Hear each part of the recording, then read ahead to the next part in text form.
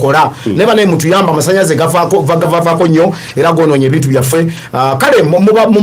mubadi bwammwe naye ate nakiri mutukolera ddala bubi nnyo batusuubiza bano abapya nti ebbeeyi gakubeera yandole y'amasanyalaze gavumenti yasala ku bbeeyi omutwalo units oyinza okuyolanga 40 boozi yataddeko 5,000 yafunye units 3 ng'ate kume mubadde oteekako 5,000 n'ofuna units 6 byebyo byammwe byebabagetageta naawe ebyo nemba ne mwekakati mwe gavumenti ya walaba handover ya umemeni NRM bwebalimba namwe nemubeerera ddala nemulobera ddala tekako 5,000 bakuwa units 3 kume mubadde oteekako 5,000 bakuwa units 6. What's the difference? Kevula sokabira umeme ate byonna byeri walaba handover handover wagira bankulu nali mu nnimiro anti bino yaziyanyumira handover yalieti ziyanyumira nga bwe kiba eno mu bakulembeze mu ofiisi eri nawaayo fayiro nawaayo biki nawaayo semateeka nawaayo biki eri baleeta kamita ne kebo za waya 2 ne bahandinga over byebyo bawayo ziyanyumira handover yaabwe kyovola bagavaavaako nnyo kale ampuliriza awo nawo tuseewo naye nga twagala tumalayo mpaako dates zokka zetugenda oba kubanga tetujja kukyogerako tekirina nnyo mawulire aba NRM bafulumiza roadmap aba NRM bafulumiza wuliriza gwe wa NRM katukuwe date ndowooza jamu ennene zokka ebyabakansala bireke nga bwozinoonya twebaza NRM emubende wano yakoze eki ofisi yaye bataddeko kalangi akalala mbadde nga nkakaabira ebbanga ddene kalangi akalala basiizeko langi ali ku lubanga lwe tokimanyi nti ku sekukulu twera olujja obuuza entulo obugenyi webale nnyo saali mu lutaaya nekiberu ekambi ebyo naawe bya kale ampuliriza NRM yafumiza roadmap naye erina akantu akabadiki yataddemu ebintu byakutambulira wamu joint campaign ebintu ebyaliwo ku mulembe gwa Honorable Kasole bwererwanga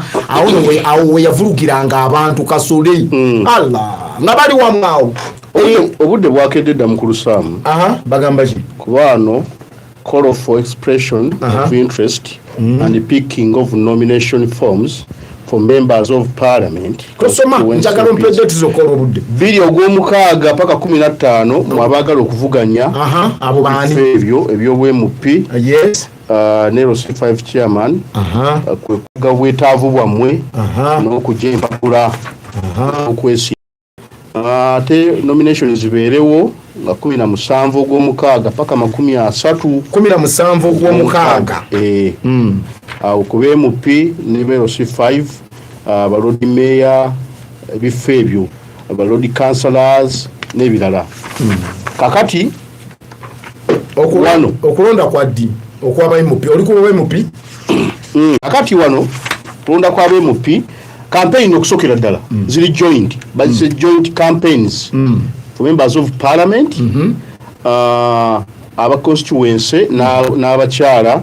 LC5 chairpersons, Lord Mayor and LC5 councillors, directly elected and female. Kati abo ziri joint nga lumu ogw'omusanvu paka 14 nga lumu ogw'omusanvu paka 14 kitegeeza campaign za nnaku 14 zokka. Kati okulonda kuba okutuuse akati atalina maanyi togwadda lubiveemu okulonda kwaba MPs